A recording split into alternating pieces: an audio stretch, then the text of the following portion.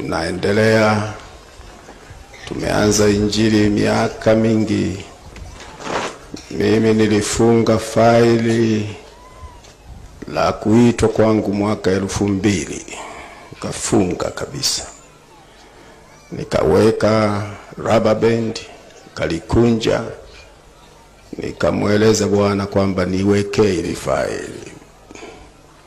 Siku ile utaniita unilipe kwa haya yote ya miaka yote tangu wito wangu. Na alafu nikasema sasa mimi ni mzee,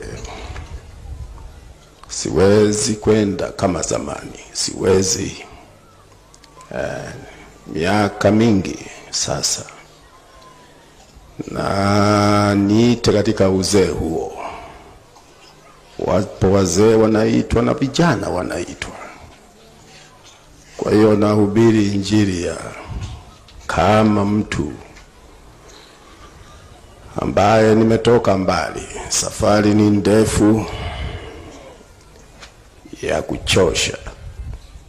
Kwa hiyo nilitamani sana uzee na nimeupata.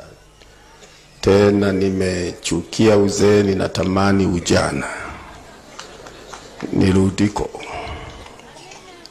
kwa sababu ujana wangu niliutumia kwa ajili ya Bwana Yesu tu.